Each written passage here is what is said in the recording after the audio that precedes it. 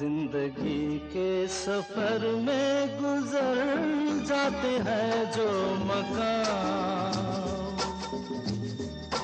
वो फिर नहीं आते, वो फिर नहीं आते।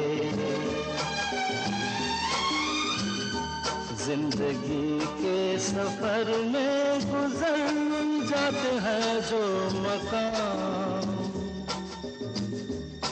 वो फिर नहीं आते, वो फिर नहीं आते।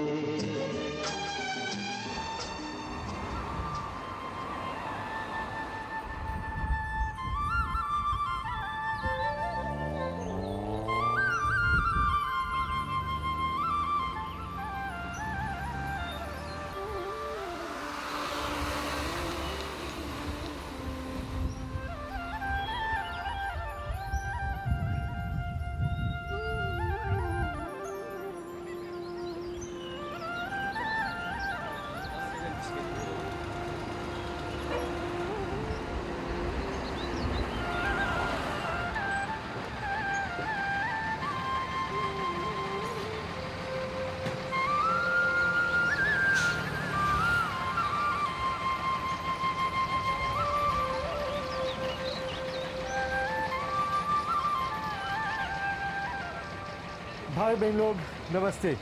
ज़िंदगी के सफ़र प्रोग्राम में आप सब लोग के शानदार स्वागत करत है जा। शायद सोचा थी बा कि आज हमने का स्टेशन में रली जा। स्टेशन में ई खातिर कि आप लोग के समझाए के कि हर एगो सफ़र के एगो स्टेशन रहेला। जी हाँ, फ्लाक से कहूँ जे बस हर बगल चपरीला एगो स्टेशन से होके गुजर के जाए के। हमने के जीवन भी ऐसनी है, हमने के ज़िंदगी के सफ़र बहुत छोटा है। ढेर कोई जन बाप ख़िज़ा में जियलन जा लड़का के भविष्य खातिर, लेकिन जब भविष्य आवेला तो हम अपन जीवन नहीं जीला जा।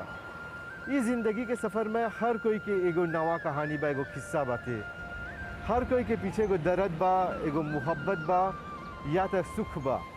तो चला आज के प्रोग्राम में पूरी टीम की तरफ से तो शानदार स्वागत करते जा। आज आपके ले जाते जा देश के लेकेर में जन की हाँ काचे मिलीते आ। जी हाँ, कंस्टिट्यूंसी नंबर 8 के एगो छोटा कुन सुंदर कुन गांव है, जहाँ पर ढेर मना ऐतिहासिक चीज़ बा दिखाई के, और हैजा पर ही हर एगो व्यक्ति के अपन छोटा मोटा कहानी बा। चला इस सफ़र संगे 20 परे नहीं बल्कि चल के तय करी जा कच्छ मिलीते में।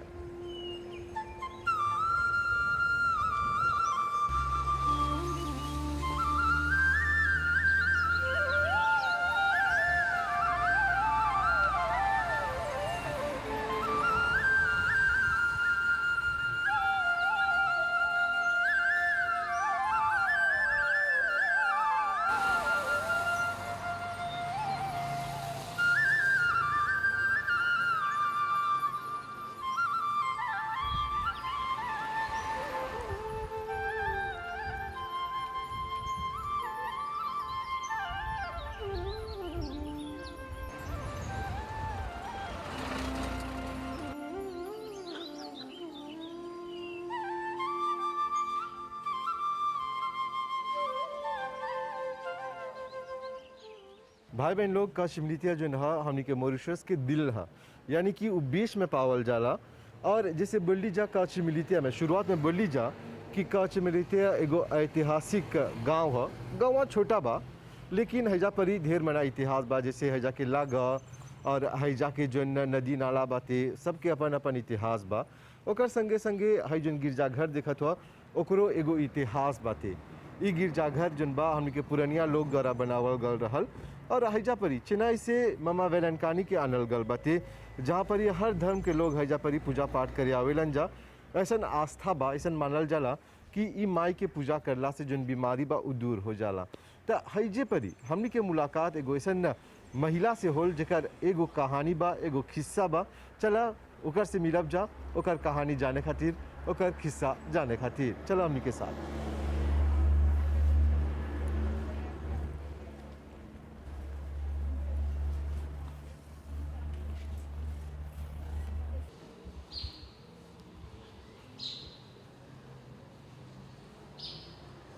साकुन नमस्ते। नमस्ते कैसे धरा। बहाल चाल? अच्छा, सकुन जिंदगी के सफ़र में हर एगो व्यक्ति के एगो कहानी रहेला हाँ। और हम जानना कि तोहरो जिंदगी के कोनो न कोनो कहानी होई किस्सा होई। हम दर्शक लोग के तोहर कहानी सुनाए करत है, हमके अपन कहानी बताओ। हमार कहानी, हम पहला सिविल काम करत हनी। नहीं, तोहर जन्म कहाँ के हो रहा? हमार जन्म कौन से मीडिया के, कौन से मीडिया से हजे हैं, शादी करके बालिटा गई नहीं, वहाँ से फिर हजा कौन से मीडिया भी आई नहीं। जब छोटा रहा था कौच मिलते किसन गाँव रहल? और फिर पहले दूसरे कलीटर रहल, अब एगो सौस में होल बा। हाँ। अच्छा, हमके बताओ तोहर बचपन कैसे बीतल? हमार बचपन दुख और सुख दोनों से। पहला काम करत हनी सिविल के को भी लगे, मीसे पीले लगे। वहाँ से तब भिया पर मुँह पे लोग बड़ैलन जा हाथ धो के, तब भिया नहीं काम करे। अब होल हमारे को कैसों है जा काम करला। और फिर मामा ढेर निकाह करेलन, जौन चीज मंगवा हियाँ मिलेला, सच्चा दिल से सब मिलेलन। हाँ। अच्छा, कौन तोहर लिए जो महाजा परी सेवा के भाव दिखला, सेवा करेला सब कोई के? हमरा अच्छा बुझला, सबके सेवा करे के, कोई के फूल देवे के। और फिर हमरा एगो भीतरे से हमारे एगो खुशी मिलेला। हाँ। कौन कौन सेवा करेला माता जी के? माँ के ओके सफा करीला, लाहू चहर के हमारे सगरो सफा भी करीला है ये माहे के। अच्छा साकुन, हमके बतावा जब छोटा रहला कहाँ पर ही जन्म लेला और कैसे अपन बचपन ले गईला, पढ़ाई कैसे करला, कैसे तोर जीवन गल? लागो के पीछे रहनी, तब हुआ से मामा हमने के यहाँ खेत किनलन, खेत किन के यहाँ पर हमरा डलन तब हजे रहनी सर। बड़ी समा बड़ी दुख करनी जा। कौन दुख करला? फिर सब करी थे मामा दुख, घास काटी हमने के पढ़ैलन।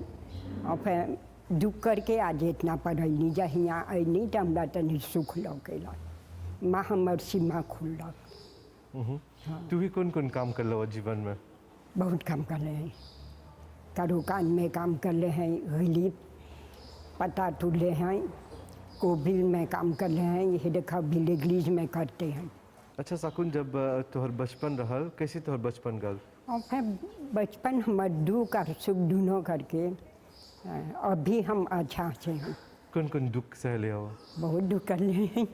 छोटा छोटा लड़का 5 गो रहल, 5 लड़का के देखनी, शादी ब्याह करनी, हम ही करनी, तब दुखे न करनी। जब कचमिते से शादी करके कहाँ गरला? बालेटा गरने। तब कैसे अपन जीवन हो जा सका? वहाँ पर ही तनी एगो छोटा प्रॉब्लम, तब यहाँ मामा लगे आके हजे रह गई। और कैसे मेहनत करके लड़का लोग के पुछ? हाँ, लड़का लोग के बहुत दुख करके पूछ के शादी करने, अकेले खड़ा होके। और ये जानला कि तोहर जीवन के अनुभव बा जे आवेला सब कोई के आप जब कुआज देवेला, ये कहाँ से सीखले हुआ? माहे शक्ति दिलन हमरा, हाँ ये सबके देखिला पारी। तोहर जीवन के कौन संदेश बा, कौन मिसाज बा सब के? हमार मिसाज बा, जे के प्रॉब्लम होई आके है माँ के द्वारी में पूजा पाठ करे के, और फिर सब पूरा होई, मामा खड़ा हो बेलन। अच्छा, हमने के बोलत रहा ढेर मिराक दिखले हुआ मामा? बहुत निराक करेला, जिनकर और फिर बेबे नहीं रहेला, बेबे रहेला, जेकर प्रॉब्लम रहेला ओकर सब प्रॉब्लम रेजोल्व रहे, मामा सबके लिए खड़ा हो बेला। और हैजा पर सब कौम के लोग आवेला पूजा करे, सब धर्म के लोग? सब धर्म के लोग आवेलन, सब लोगों के भगवान पूरा करेला, सब लोग वैसे बेला। ई मामा के कौन कहानी बा, कहाँ से आल बा? चेन्नई से मुझको मुँह पे हाथ दोहे अंदर रहा।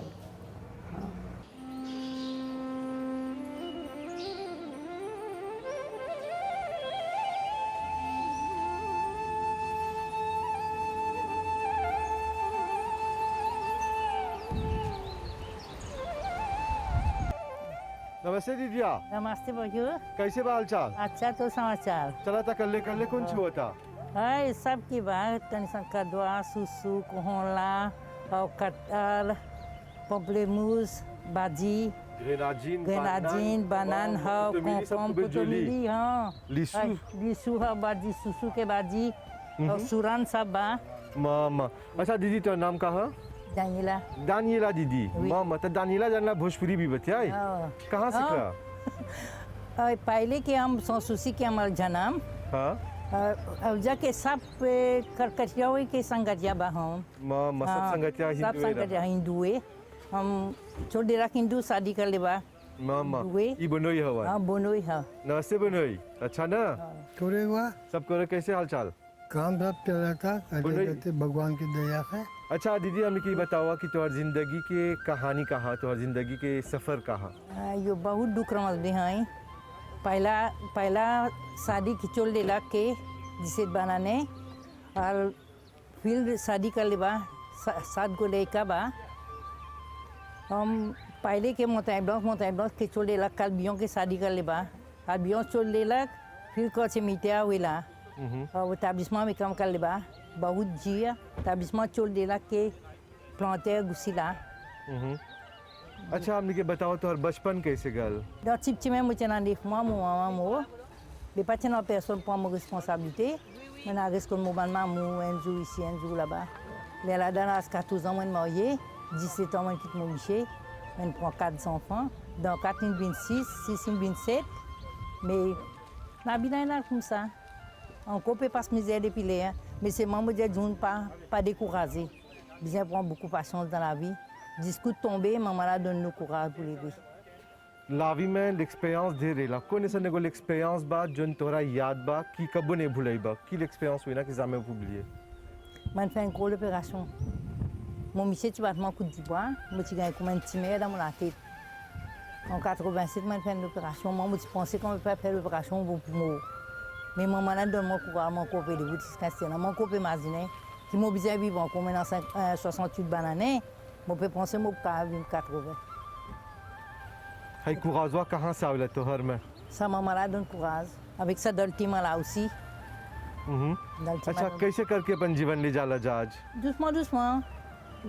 Un jour, je travaille 200 roupies ici, nous servons 100 roupies, nous gardons 100 roupies. Je travaille 300, nous servons 200, nous gardons 100. Mais la vie a bien allé, tigit, tigit. Oui.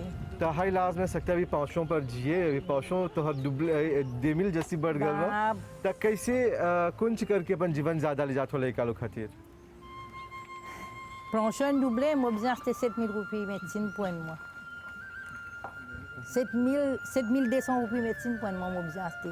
Parce que l'année passée, pour gagner 2 ans, on a fait une opération cancer.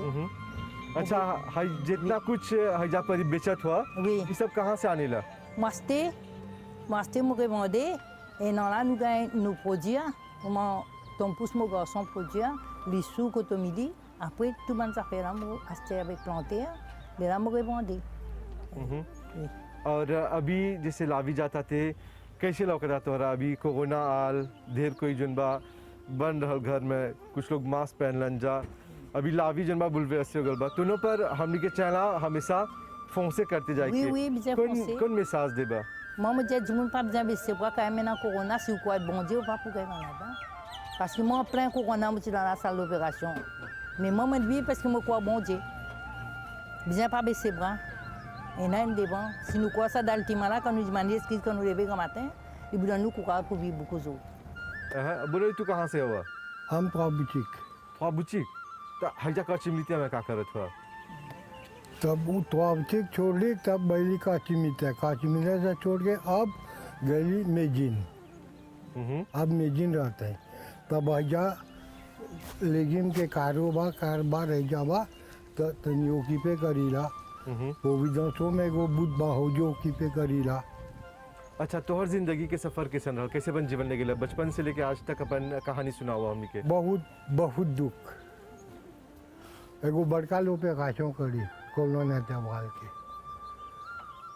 मला दोइली अति होइली हबीरे से treatment करते हैं लोपिताल सकेला 3 महीना 2 महीना पर treatment करते हैं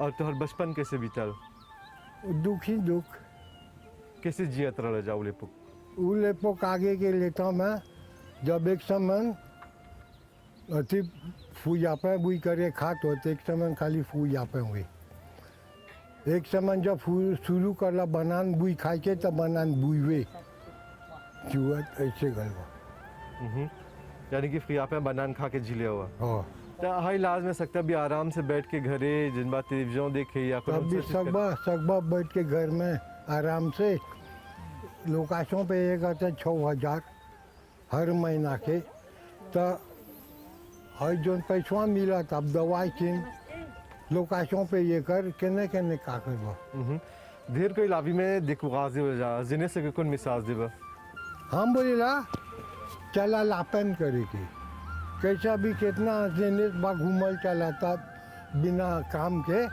काम कमते नहीं बा मट्टी में हाथ डालो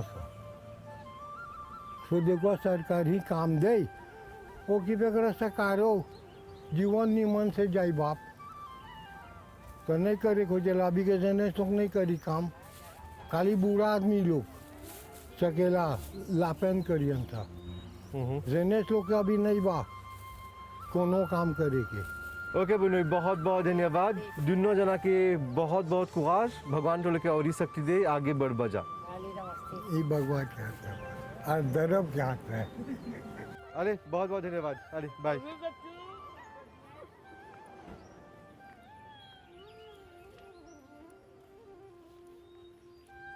नमस्ते चाची नमस्ते बेटा कहाँ जात हुआ घरे जाते बेटा लेकिन बेच के हो गल तो आज के आज के होल बूढ़ा अभी बेचता हो जा बूढ़ा काय बोलो थो अभी तो जवान बा हो तब बूढ़ा बेचत होवन और हम जाते हैं कौन सी बेचेला कच्चू भाजी बेटा सुसु हाँ सुसु के भाजी जाकी को तान है ये सब बेटा कितना जीवन बड़ी से कौच मिलती में हुआ ससंजी सवता बेटा है जे के जन्म है जे के है सुसंजिस में जवान लौकत हुआ हो अच्छा हमने के बतावा तो हर जिंदगी के कहानी का है हम के जिंदगी के कहानी है इससे बेटा काम कर ली सो तब बीच में दुख करके बखत नहीं बा हमनी के काम कर कहाँ के छोकरी रहला छोकरी है काची मिटेरवे के काम करत रही सो तब इसमें करते करते बेटा वयस मिलल एगो तब लड़का लोग मेजी में घर बनल बेटा लोग वहाँ रहेला माँ हियाँ आर एगो बेटा हियाँ आर एगो बेटी रहेला लालमाची 3 गो लड़का आर हैजे के जन्म हैजे देखा बुढ़िया हुआ थी सब बेटा अपलास आर घर से है मामा बिलान काली जोन बा है हमनी के माँ ई माँ है हमार हाथ है उठत नहीं रहल जिट्टू नहीं ऐसे रोबी डॉक्टर पर देखली देख के आईनी जब है जब बैठली है मंगर के दिन हाथ ऐसे कर ले रोवत है आके मामा लगे हेल गली से जहाँ लापुए कथम सब लोग के अथी लगे से बैठली जब बैठ के से रोवत है ना बेटा जैसे जैसे लापुए करते हैं तो हमारे हाथ ऐसे से करते हमारे हाथ उठे लगल हम बोली मैडम बाबे गेट मुला में पे लेवे मैडम बाबे गेटे बेटा तब से देख हाथ हमार अच्छा बाटे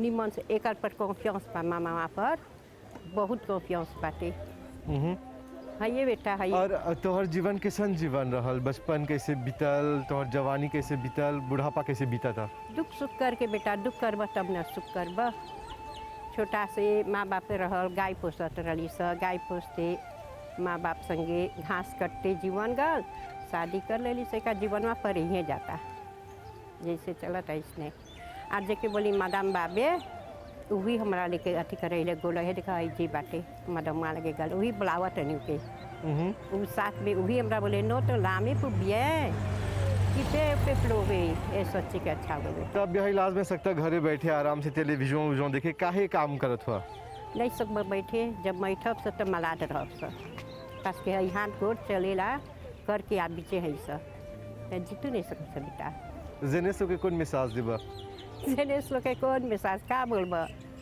आइए हमनी के तोहर जलोगवा जब सुनीला स त हंसते रहिला स हरदम के आले बेटा आले सबको नमस्ते धन्यवाद। आले नमस्ते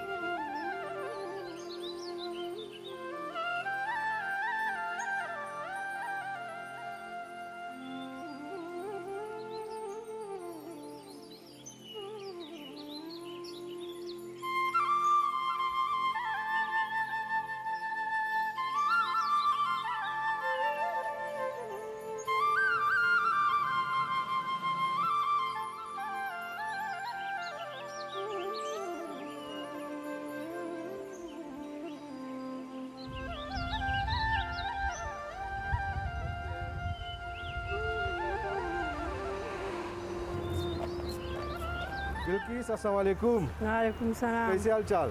चलता क्या हुआ था हो? चिलता अनानास चिलता। जाना छिलत हुआ? हाँ अच्छा बोलेलन सब बिल क्लिंटन। तब बिल क्लिंटन ते जानो का नाम कैसे पड़ल? तो नाम है बिल किस। है गाते नाम है हमारे पुप्पू डालल बा। पुप्पू डाल ले रहा हाल। हाँ अच्छा हमने के बोला कि तुम्हार जिंदगी के सफर कैसे गल, कैसे जिंदगी बिताइला, कैसे जिंदगी के कहानी चलाइला? Mo lavin commencé avec mon papa, avec mon daddy. Mon maman Charlie, moi tinha 1 an, 9 mois. Nin continué, nin allé, mon grandi à mon papa aime. Allez, venir comme mon daddy, moi reste d'accord cimetière jusqu'à l'âge 2 ans. Ça l'année là, moi j'ai 50 ans. Moi marié la même, moi reste la même. En plus, moi marié, moi j'ai 3 enfants la même. C'est même tout, avec mon papa, tu restes la même, tu travailles, mon papa, tu as une boussée. Moi, j'apprends le métier boussé avec lui. Moi, j'apprends le taulier. Et en plus, mon papa, moi, je seul travail. Et je moi, tout le temps, tu travailles. Pour toi-même, tant que tu es capable de l'amener, tu es capable de travailler, tout le temps, travail. Et je moi, papa, on se met pas, moi, je travaille un jour, reste des jours, la case, non. Il y a 50 ans, mon mariage, il y a 34 ans. Moi, tu m'as en janvier, moi, commence à travailler, moi, il y a jusqu'à aujourd'hui, mon couple travail. C'est moi, il y a 18 mois, moi, je viens de vivre.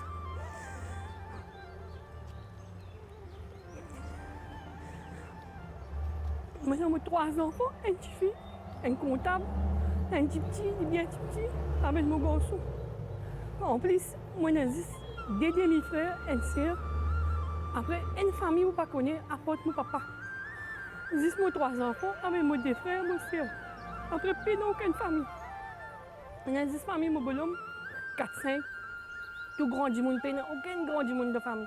Ni côté mon bonhomme, ni de mon côté. De mon côté, c'est qu'il y a juste moi, mon plus grand. Maurice, moi, je personne.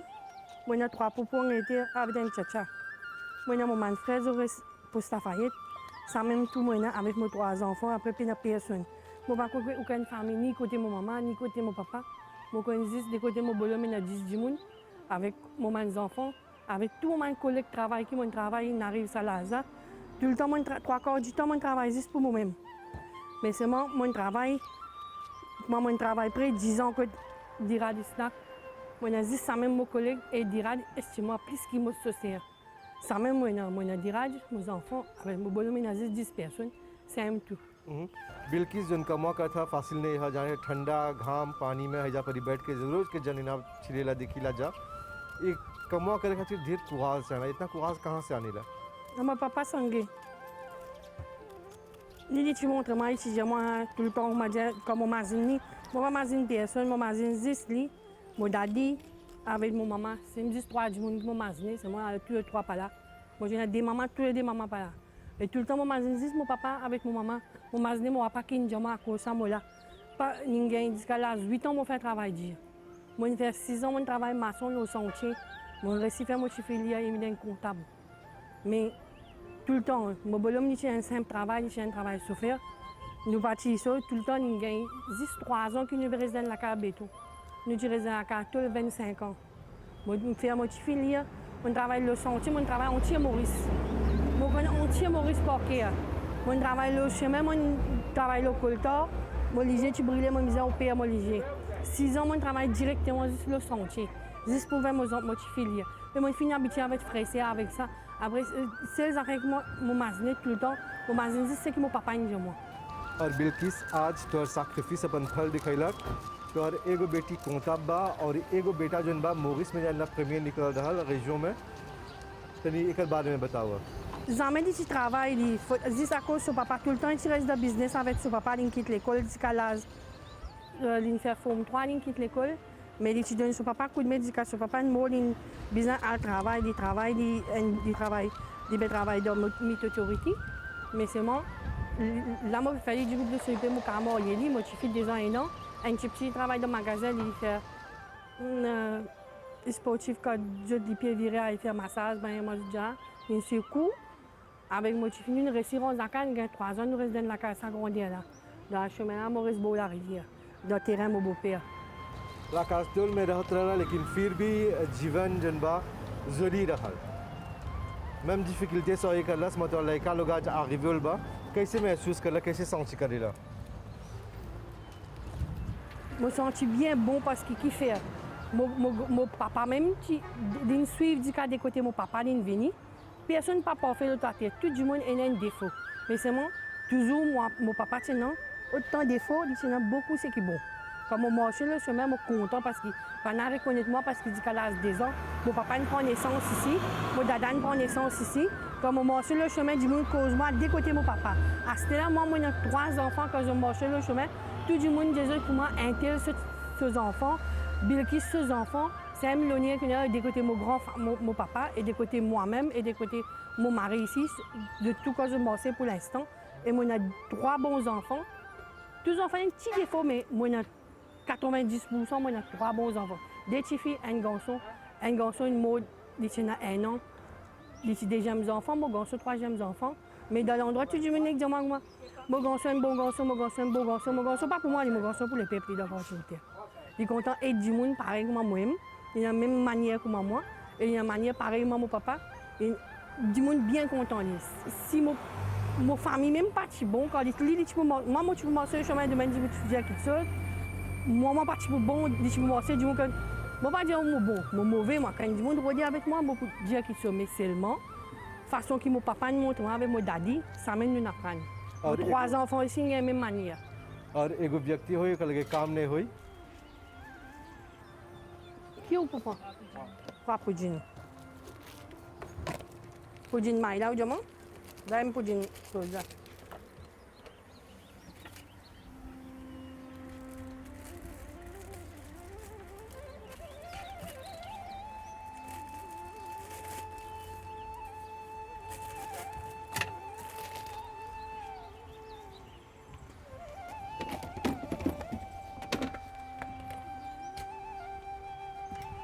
Après, jusqu'à petit, mon papa t'y fait bousser. Mais mon apprendre à bousser. Mon garçon n'est pas apprendre, il n'est pas encore bien apprendre. Il y a encore des élèves devant moi, auprès de moi, mon garçon déjà un élève. Mais c'est moi qui suis content à mes chers, ça ne vient de se dire ça, les faire bousser. En plus, ce destin a mené un travail de l'abattoir même. Ils amènent un travail du monde, tout le temps, ils travaillent pour lui-même personnellement. Mais à cause son papa, moi, je fais des bouser, en même temps, il y a un travail de l'abattoir. Là-bas aussi, il y a un travail, il y a un travail Rosebois, mais du monde bien content là-bas. C'est tout bien content.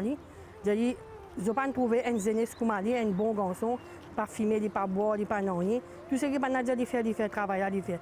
Il est content de faire un travail bousser là. Mon dada, tu fais bousser, moi, je design bousser. अच्छा बिल्किस जे एगो महिला होई ओकर लगे काम नहीं होई ओ खोजी को काम करके कौन चिकों से ये करबा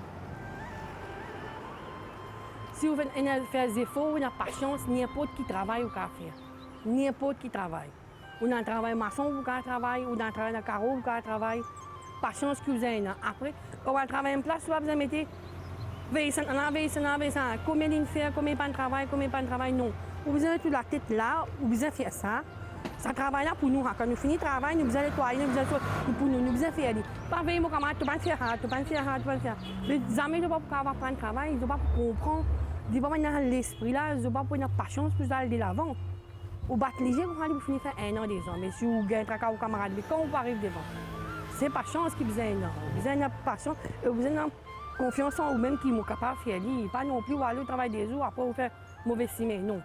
बिल्किस तोहर लावी से तोहर जीवन से तोहर कहानी से हमके बहुत प्रेरणा मिलल ई मुलाकात खातिर बहुत बहुत धन्यवाद खुदा हाफिज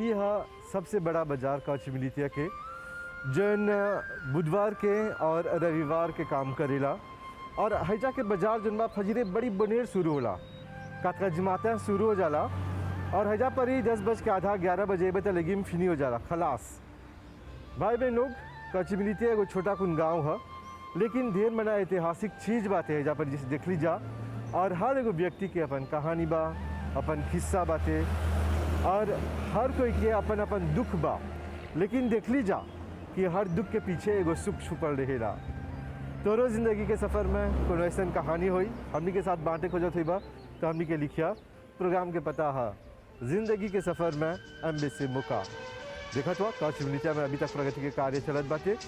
बस तू भी चाहता तो हर गांव में आवब जा, हमने के टीम के दावत दिया। अभी खातिर पूरी टीम की तरफ से शुभ रात्रि, नमस्ते।